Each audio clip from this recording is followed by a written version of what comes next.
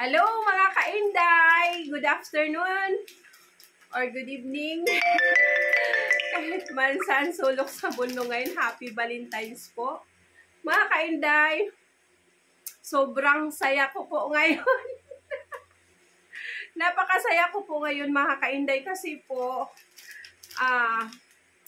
ilang taon na ba kami ng mister ko? Siguro meron na kaming 20 years na mag-asawa mga kainday.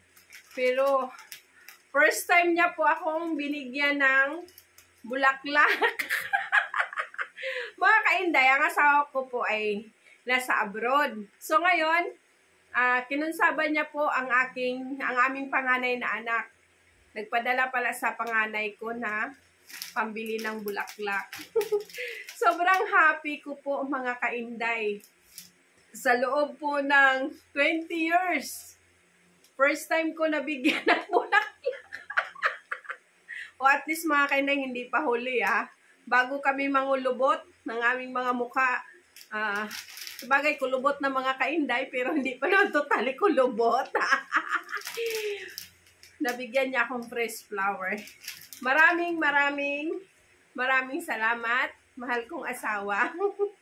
Alam ko, mapapanood mo tong video ko, pero lako, salamat. Ito mga kainday, ito yun pahabol. Mga kainday, pag umuwi siya, ang dami po niyang dalang chocolate. At natatakot din po akong kumakain ng maraming chocolate kasi medyo mataas ang aking sugar. Ito, at binigyan niya ako mga kainday. Tikman din natin ang isa. Ay mga kainday, sobrang saya.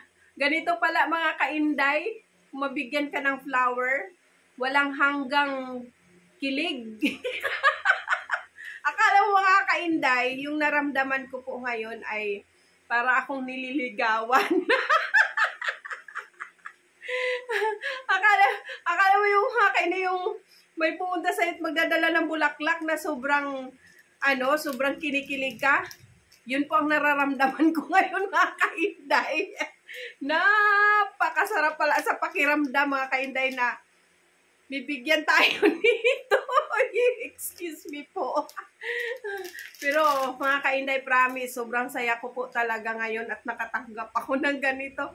Kasi mga kainday, pag Valentine's, pag Mother's Day, ang karamihang binibigay po ng aking husband, kung wala man siya dito sa Pilipinas, ay pira. Sabihin niya sa'yo mga kainday na, bahala ka na pumili kung anong gusto mong regalo sa sarili mo. Bahala ka na, sabihin niya sa akin yan mga kainday. Kaya ako naman, ay binibili ko naman ang gusto ko pag sobra lang ang kanyang binibigay. Ayun, mga kainday. Message ko po sa aking husband na, salamat po sa araw-araw mong pagmamahal sa aking daddy at sa ating mga anak.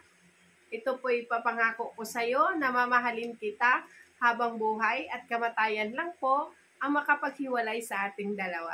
Ayun! maraming salamat, Daddy, na dumating ka po sa buhay ko. Okay, I love you so much.